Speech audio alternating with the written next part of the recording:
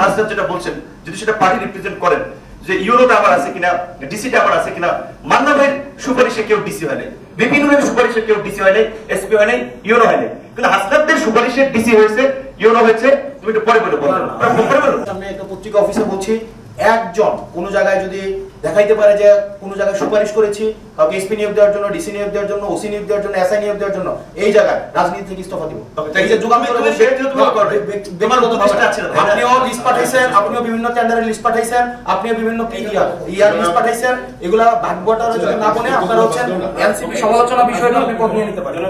নতুন রাজনীতিতে আসছে তো শিষ্টাচার বাই পরিস্থিতি একটু বোঝায় একটু ঘাটতি আছে। যাই হোক, আচ্ছা আমি যেটা বলছি এখানে মাহফুজ প্রশাসন সংক্রান্ত একটা কমিটি আছে, নাহিদ সেই কমিটিতে ছিলেন, নাহিদ যখন মিনিস্টার ছিলেন, এখন সেটা কন্টিনিউ করতেছে মাহফুজ আলম।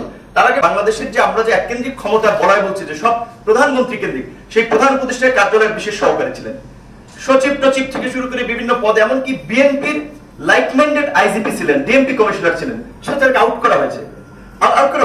তাহলে এখানে তো মানে হাসান যেটা বলছে এনসিপির তো প্রতিনিধি আছে, কিন্তু আসিফ মাহমুদ এলজেডির মতো সবচেয়ে গভর্নমেন্টের ভারী মিনিস্ট্রি, রুট লেভেলের সমস্ত ডেভেলপমেন্ট প্রজেক্ট কর্মকাণ্ড হয় এই মিনিস্ট্রি থেকে। সে মিনিস্ট্রি দিয়েছে পার্টি বানানোর জন্য, যদিও তারা ফেল করেছে, যে কারণে হয়তো এখন ডক্টর ইউনূস কিংবা সরকার মনে করছে তারা যে খোয়াব দেখছিল সেই খোয়াব বাস্তবায়ন হবে না।